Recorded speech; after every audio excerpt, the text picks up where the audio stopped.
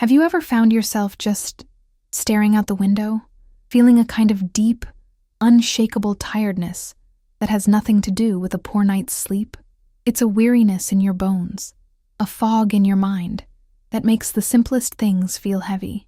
What if I told you that this fading vitality, this feeling of becoming a little more invisible each day, might be connected to a private, personal habit that we almost never talk about, especially not after a certain age, and that learning to approach it in a new way could be the key to unlocking a wellspring of energy you thought was long gone.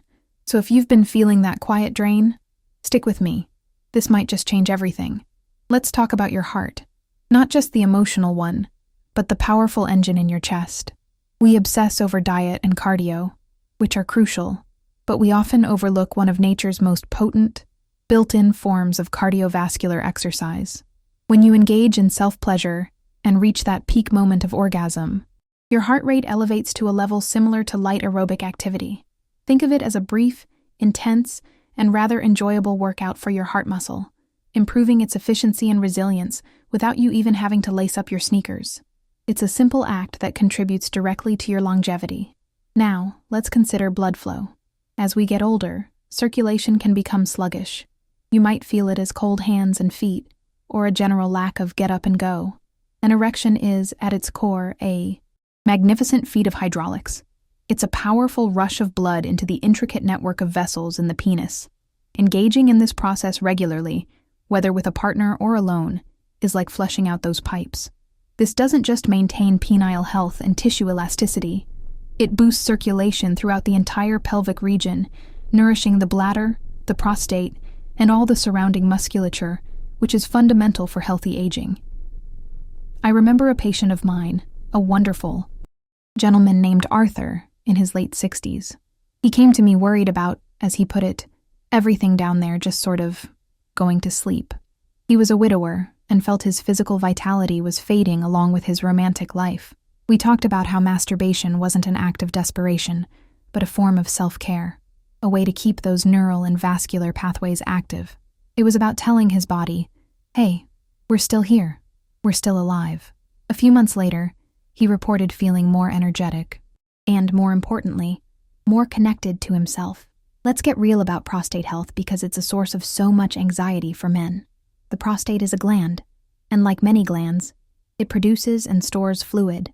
Imagine a small sponge that needs to be squeezed out regularly to stay clean and functional. That's essentially what happens during ejaculation. Landmark studies, including one from Harvard, have shown a compelling link between higher ejaculation frequency and a significantly lower risk of developing prostate cancer. You're not just experiencing pleasure, you're actively participating in your body's natural maintenance, a key healthy habit for long-term well-being. Have you ever heard of the pelvic floor? Most men haven't, but it's one of the most important muscle groups for your quality of life as you age. These are the muscles that control urination and support erectile function. The rhythmic contractions that happen during an orgasm are one of the most effective ways to strengthen them. Think of it as doing Kegels without even thinking about it. A strong pelvic floor means better bladder control, stronger erections, and a greater sense of physical command, which is a cornerstone of maintaining your independence. Let's talk about stress. It's the silent killer, the invisible weight that presses down on our health every single day. We live in a world that constantly triggers our fight-or-flight response, flooding our bodies with the stress hormone, cortisol. High. Cortisol is linked to everything from high blood pressure to weight gain and anxiety. Well, orgasm is nature's most powerful cortisol buster. The profound relaxation that follows climax triggers a dramatic drop in cortisol levels, offering a moment of pure physiological peace. This isn't just about feeling good for a moment. It's a tool for managing your long-term health. Then there's the feel-good cocktail your brain mixes for you, free of charge. When you climax, your brain is flooded with a symphony of incredible neurochemicals. You get a surge of dopamine, the molecule of pleasure and motivation, which is why it feels so rewarding. But you also get a massive release of oxytocin, often called the bonding hormone or cuddle hormone. It fosters feelings of connection, calm, and contentment. In a world where loneliness can be a real struggle for seniors, creating your own internal source of warmth and well-being is a priceless gift. This practice is also one of the most underrated tools for self-detection. Nobody knows your body better than you do. When you are intimately familiar with your own anatomy on a regular basis, you become the first line of defense against potential health issues. Men have discovered early signs of testicular cancer, penile fibrosis, Peyronie's disease, or other lumps and bumps this way. It's a monthly checkup that feels good and could genuinely save your life. This level of self-awareness is a critical component of taking charge of your own healthy aging process. And what about sleep? How many nights have you spent tossing and turning, your mind racing, unable to find that elusive off switch? The combination of that cortisol drop we talked about and the release of hormones like oxytocin and prolactin creates a powerful, natural sedative effect. It's like your body's own built-in sleeping pill.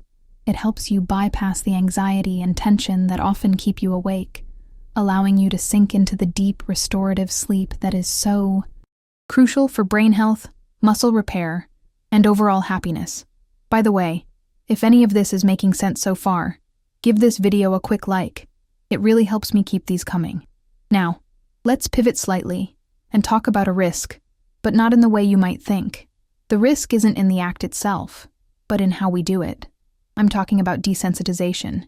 If you get into a rut, using the exact same grip, the same rhythm, the same fantasy every single time, you can condition your nervous system to respond only to that specific stimulus. It's like a musician who can only play one song.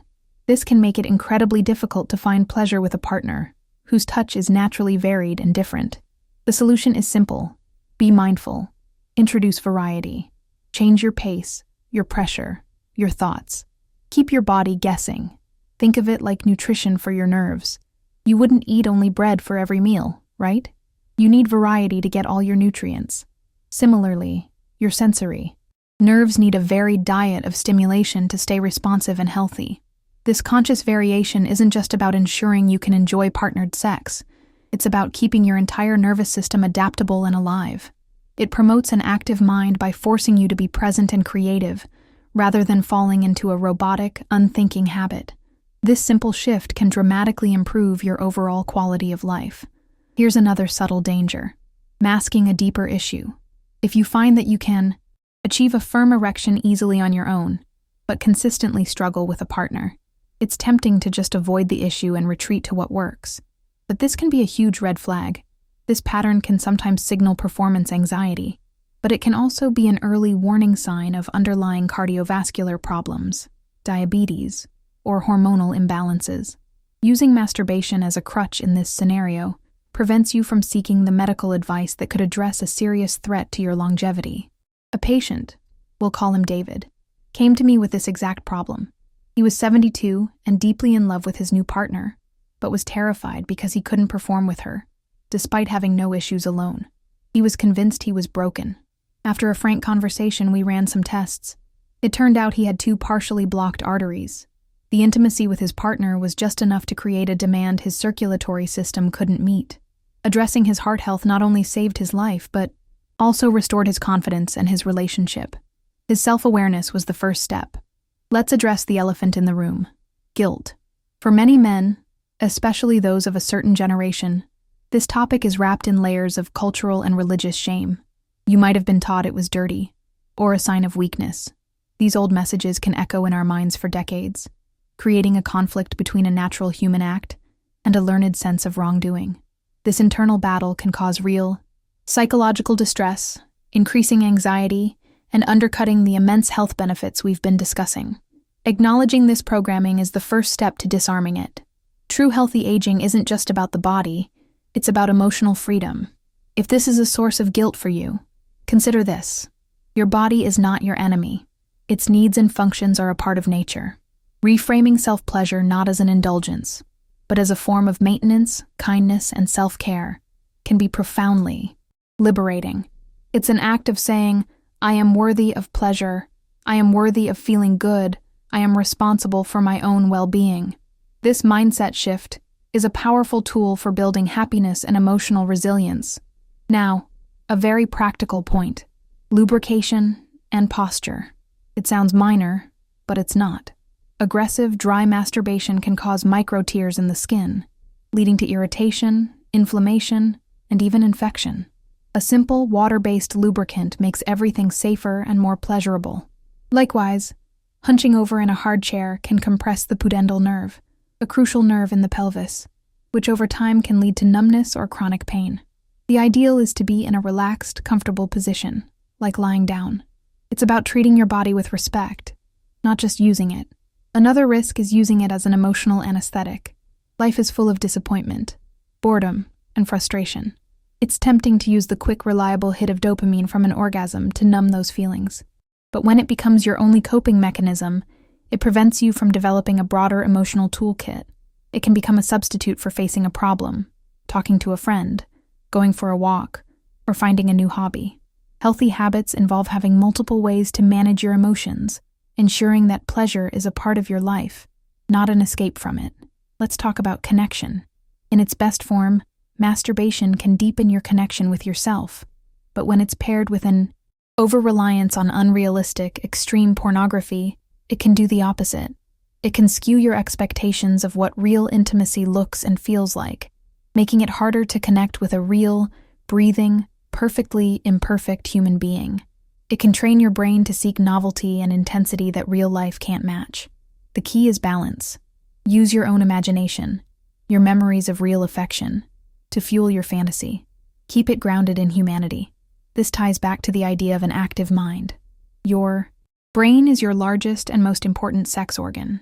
Regularly engaging in fantasy and physical stimulation keeps the neural circuits associated with desire, arousal, and pleasure firing on all cylinders. This is incredibly important for maintaining a healthy libido and sexual responsiveness, even if you don't currently have a partner. It's like exercising a muscle. If you don't use it, it weakens. This isn't just about sex. It's about keeping the pathways of joy and vitality open in your brain. Let me know in the comments if you've tried this. I love hearing your stories. What about frequency? Is there a too much? While we've praised the benefits of regular ejaculation for prostate health, there can be a point of diminishing returns. For some men, excessively frequent ejaculation, we're talking multiple times a day over a long period, can lead to a feeling of pelvic congestion, an aching or heaviness in the testicles and groin. This isn't a serious medical danger, but it's your body's signal to find balance. Moderation is key. Listen to your body. It will tell you what it needs. True health is a conversation, not a command. This is also where we touch on social connection again. The danger isn't the act itself, but what it might represent if it leads to withdrawal. If you find yourself consistently choosing solitude and self-pleasure over opportunities for real-life interaction, a dinner with friends, a call with your children, joining a club, it's worth asking why. Is it a shield? A way to avoid the potential messiness of human connection? For true happiness and longevity, we need both. A healthy relationship with ourselves and healthy relationships with others. One should never completely replace the other. Think of your sexual energy, your libido, as a river. For some, the river runs high. For others, it's a gentle stream. Neither is right or wrong. The goal isn't to force a flood or to dam the river entirely. The goal is to keep the water flowing, clear and healthy. For a man in his 70s or 80s, that flow might look very different than it did in his 20s, and that's perfectly okay. It might be less about procreation and more about recreation, relaxation, and reconnection with the life force that still resides within you. This brings us to a beautiful concept: maintaining your neural pathways of desire. Even if physical limitations change what's possible, the capacity for desire, for fantasy, and for arousal is seated in the brain. By consciously engaging this part of your mind, you are preserving a vital aspect of your humanity. It's a declaration that you are still a vibrant, sensual being, regardless of your age or physical condition. This is a profound act of self-love that contributes directly to a higher quality of life. Let's re-examine the story of Arthur, my patient who felt he was going to sleep. His journey wasn't about becoming a sexual dynamo. It was about rediscovering a part of himself he thought was lost. He started taking better care of himself in other ways, too. He joined a walking group. He started painting again. Reawakening his physical self-awareness through safe, mindful self-pleasure created a ripple effect. reminding him that vitality wasn't something you lose, but something you cultivate through conscious, healthy habits. And what about the link to your partner? If you are in a relationship, this conversation is even more important. Being in touch with your own body, understanding what feels good, and being able to communicate that to your partner is a gift to your relationship. It takes the pressure off them to be a mind reader. It allows you to be an active participant in your shared pleasure, fostering a deeper intimacy and a more resilient bond, which is one of the greatest contributors to happiness and longevity. It's a form of training, too. For men who may struggle with ejaculating too quickly, masturbation provides a safe, private space to practice techniques like this stop-start method. It allows you to become a student of your own body's signals, to build greater control and confidence. This skill then translates directly to partnered sex, reducing anxiety and increasing mutual satisfaction. It's about moving from a reactive to a proactive approach to your sexual health. So you see, this isn't a conversation about a taboo act. It's a conversation about a tool, a powerful tool for health, for self-awareness, for pleasure, and for life itself. Like any tool, how you use it determines its effect. Used unconsciously, out of shame or compulsion, it can be limiting. But used with consciousness, with self-respect, and with an understanding of its benefits, it becomes a marvelous ally for your health and vitality. It's a testament to the incredible design of the human body. If you've made it this far, that tells me you still care, deeply, about your health, about your vitality, and about living your life to the fullest. That in itself is the most important. First step. Don't let old shame or embarrassment rob you of a natural and powerful tool for well-being. The secret ingredient is always consciousness. Just promise yourself you'll approach this with a little more mindfulness, a little more kindness toward yourself. That's the only change you need to make. Maybe tomorrow, you just try one small thing we've talked about. Maybe it's just about being more present, or trying a different rhythm, or simply letting go of 1 ounce of guilt. Tell me in the comments where you're watching from. I love seeing how far these conversations reach. And make sure to subscribe with notifications on so you don't miss the next tip to keep your mind sharp, your body strong, and your spirit independent.